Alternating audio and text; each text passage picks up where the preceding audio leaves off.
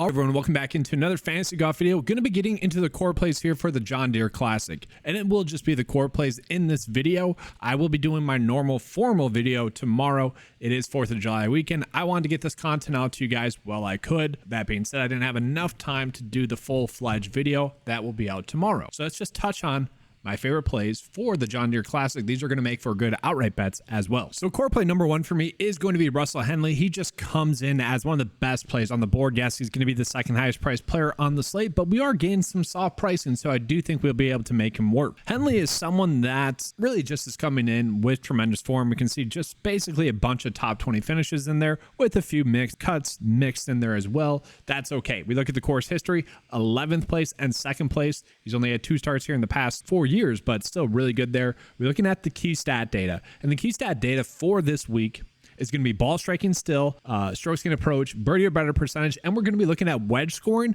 but we're also looking at strokes gain differential as well. So ranks out pretty well in all those. I would say the one thing we want to concentrate probably on the most is going to be key stat number 3, which is going to be birdie or better percentage. That's kind of his worst attribute right now, but as a whole, really solid play. I mean, best specialist in the field, 8th best stat fit as a whole, and coming in the 2nd best recent form, just behind Denny McCarthy. He is the top pick in the 9-5 model. I was actually a little bit shocked that we're getting 14-1 odds on him this week. He seems like the most logical play. Maybe there's a little bit of confirmation bias in there because when I looked at the field on Friday, kind of deciding if I want to go to the event, which I might be doing. We'll see. I was like, man, Russell Henley's easily going to be the top play this week. And he wasn't. Denny McCarthy, $200 higher than him, which is a little bit interesting, although Denny McCarthy, 2nd best pick in the 9-5 model. So Jaeger, I kind of mentioned this. I was wondering where Jaeger would go. And what I mean by that is he has been playing some very solid golf. Jaeger has made 8 straight cuts in a row now. He's the 4th best specialist in the field, coming in the 4th best recent form in the field as well. And what I mean by, I was wondering where he would go. He had been someone that had been a little bit too, hit or miss. I thought he was going to be due for either a really good finish or a missed cut. We saw the really good finish. And so now, given the fact that he is a decent stat fit, played well at this tournament in the past, 30th place finish. I know the course history says 61st, whatever, ignore that.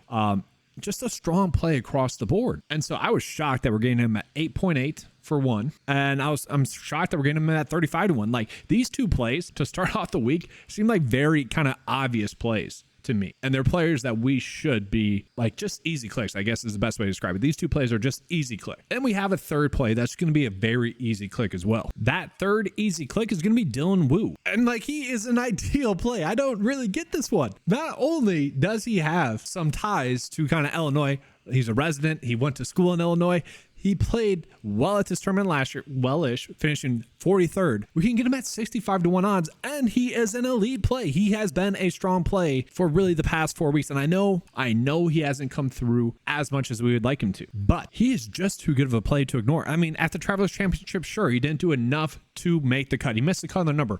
Oh, well, we don't really care about that. He played well. 3 under par. That is great. Last week, found himself in contention, couldn't really handle the pressure, shot a 74. Okay, he was someone that was looking like he could be in some GPP winning lineups for 9-5 Nation. He is someone that has been playing extremely well. He is a top 5 staff in the field, like he was last week, like he was the previous week, and like he was at the RBC Canadian Open. He has been a strong staff fit. He makes a ton of birdies, ranks 8th in the field in birdie or better percentage. You look at ball striking 5th in the field. Just a strong play across the board. Yes, we want to see a little bit better play, I guess, from him on Sunday there, but that's why we're probably getting him at this cheap price tag, at a price tag that doesn't really make that much sense. I mean, 21st best specialist. Look at staff hit, 5th in the field. Overall, top 10 pick in the 9-5 model. He is someone that really just kind of a head scratcher there. And this is where I would say, given the pricing that we have, it does seem to be a little bit easier of a week, knock on wood, right?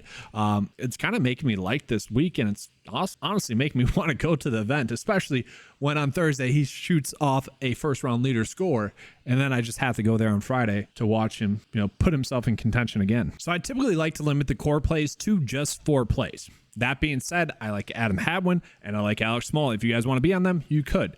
The play that I like the most, though, is going to be Eric Cole, and that is simply due to I think he has the best winning upside. So in a video where I'm trying to go more core plays and outright bets, I think Eric Cole makes a ton of sense. Not only is is he one of the best in terms of birdie or better percentage in the field, ranking 7th? He has shown a bunch of upside recently. That we can see a 6th place finish, 15th, 5th place finish. Sure, he missed the cut for his course history, but he does have course experience. And I kind of want to echo that because we saw a player like JT Poston win last year. JT Poston prior to that had 2 straight missed cuts. So that is one of those things where we have learned course experience matters. And sure, having good course experience is the cherry on top, but just having that course experience is a significant factor, and it could be the difference. Eric Cole is someone that really ranks out well in strokes gained differential, which is kind of a stat that I've been defaulting to this week. He's in the 3rd best recent form in the field. And if we look at this miscut, the Charles Schwab Challenge, 1 bad round, okay? You know, his miscuts haven't been necessarily terrible ones except for that API miscut. And it